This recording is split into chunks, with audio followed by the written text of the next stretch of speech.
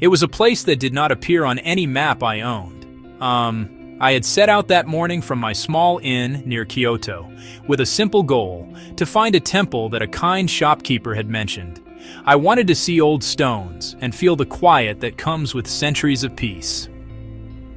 I was looking for the Japan I had read about in books, a place of moss-covered gardens and the soft chime of temple bells carried on the wind. The day was bright, with a sky so blue it felt like a painted ceiling over the green hills. The first part of my journey was simple. I followed a well-trod path that led me past a small, serene temple.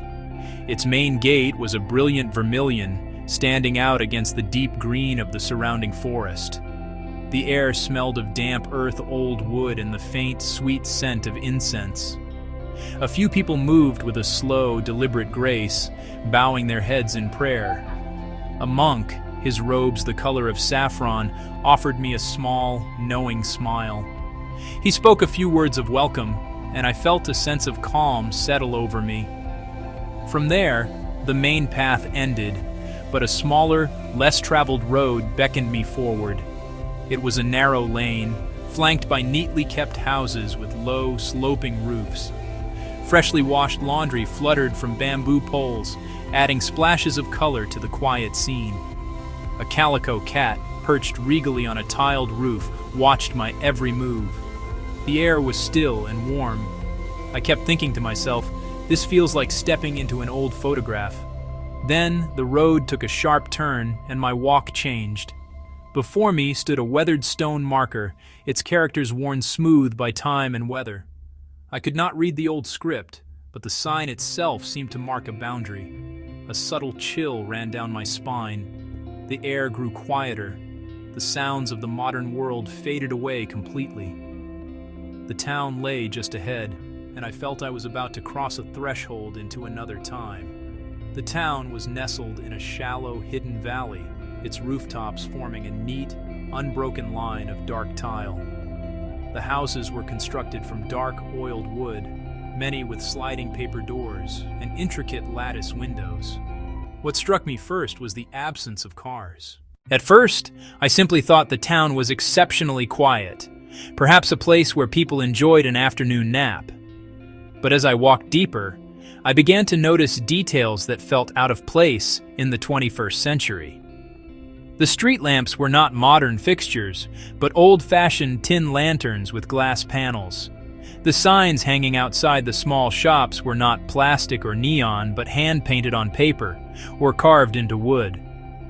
I passed a small bakery where a baker, an older man with a kind face, was tending to an ancient-looking brick oven. He saw me looking, and he tipped his cap with a gentle, unhurried smile. I felt drawn to a small shop with a dark blue curtain hanging in its doorway. Pushing it aside, I stepped into a room that smelled of green tea and warm, aged wood. An elderly woman, her hair pulled back in a neat bun, was pouring tea from a cast-iron pot into a tiny, delicate cup. She motioned for me to sit, her movements fluid and graceful. She showed me a small, hand-dyed cloth, its pattern a beautiful indigo swirl. With a soft laugh at my obvious surprise, she explained that her family had been using the same pattern for over 100 years. On the wall behind her hung a large framed photograph. It was black and white, slightly faded at the edges, showing the very same street I had just walked down. In the photo, children in traditional clothing were running and laughing, their faces filled with joy. An old, gnarled cherry tree stood behind them, its branches reaching toward the sky. I looked out the shop door and saw that same tree, larger now, but instantly recognizable. It was a startling realization. The years had passed, but they had barely left a mark on this place. My walk eventually led me to the town's central temple, a small but impeccably maintained structure at the heart of the community. The stone steps leading to the entrance were worn smooth in the middle, a testament to the countless feet that had climbed them over generations. A neat row of shoes was arranged near the doorway, a sign that this was still a living place of worship. Inside, the air was cool and thick with the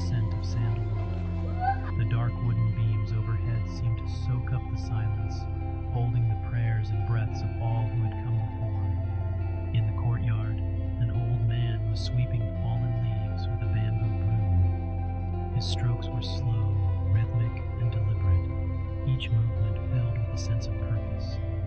He would sweep for a few moments, then pause, looking up at the sky as if listening to something only he could hear. There was no hurry in his actions, just a steady, peaceful routine. He was not just cleaning the courtyard, he was tending to it, caring for it as one would care for a beloved garden. His presence added to the feeling that this place was held together by gentle, caring hands. I gathered the courage to speak to a teacher I found inside the temple, a man with a serene expression and kind, knowing eyes. He listened to my questions patiently, and then he told me the quiet story of Ngoro. Then came the moment that truly defined my visit to Ngoro. As I walked past a quiet schoolhouse, I saw something that made me stop in my tracks. Through the classroom windows, children at desks, their heads bent over books, but they were not moving. I stepped closer, my heart pounding, and realized they were not children at all. They were life-sized dolls, meticulously crafted, close-ups of faces and hands, dressed in school uniforms. My guide from the temple, who had followed me, gently explained the town's most surprising secret. An artist named Tsukimi Ayano had returned to her hometown to find it nearly empty. To combat the loneliness and preserve memories, she began creating these dolls and placing them around the town. Each doll represented a former resident, posed to reflect personality or daily routine. Dolls fishing by the river, waiting for a bus that would never arrive, tending to gardens. The town was not just frozen in time, it was populated by the ghosts of its past, lovingly recreated in cloth and straw. This revelation changed everything. The quiet streets no longer felt just peaceful, they felt poignant. The man I thought I saw in the bakery, the woman in the shop, were they real or part of this silent, beautiful memorial? I began to look at the town with new eyes, seeing both the living residents and the silent figures who stood watch over them. The dolls were not eerie or creepy. They were a profound expression of love and memory, a way to keep a community alive even as it faded.